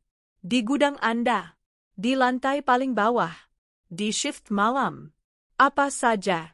Saya hanya ingin anak saya bisa makan dan sekolah dengan benar. Saya sudah menerima hukuman saya, Bu. Saya mohon belas kasihan. Hormat saya, Vika. Clara membaca surat itu 2 kali. Wajahnya tidak menunjukkan emosi apapun. Tidak ada kemarahan. Tidak ada simpati. Tidak ada apa-apa. Wanita ini. Wanita yang pernah memakai cincin ibunya. Wanita yang menjadi alasan putrinya ditelantarkan. Kini memohon untuk membersihkan lantainya. Pria yang memulai semua ini, ia dengar dari laporan Sardi beberapa tahun lalu, telah meninggal. Ditemukan tak bernyawa di sebuah gang sempit karena pneumonia. Kematian yang sunyi, tanpa nama, dan tak berarti. Persis seperti hidupnya setelah keluar dari penjara. Satu mati sebagai gelandangan. Satu lagi hidup seperti gelandangan. Clara berjalan ke meja kerjanya. Ia tidak membalas surat itu. Ia mengangkat interkom. Cari tahu data anak dari surat ini. Atur beasiswa anonim penuh untuknya sampai lulus universitas. Gunakan dana yayasan. Baik, Bu. Dan untuk suratnya, tanya sang asisten. Clara menatap kertas kusam di tangannya. Ia memasukkan surat itu ke mesin penghancur kertas di samping mejanya. Suara mesin itu menderu pelan, mengubah permohonan putus asa itu menjadi potongan-potongan kecil yang tak bisa dikenali lagi. Surat apa? Tanyanya. Ia berbalik, mengenakan kalung safirnya. Pantulan di cermin menunjukkan seorang ratu. Bukan ratu yang pendendam, tapi seorang ratu yang telah membersihkan kerajaannya dari semua hama. Ia berjalan keluar dari ruangan itu, menuju pesta yang telah menantinya, tanpa pernah menoleh ke belakang lagi. Masa lalu telah selesai. Masa lalu telah terbayar lunas.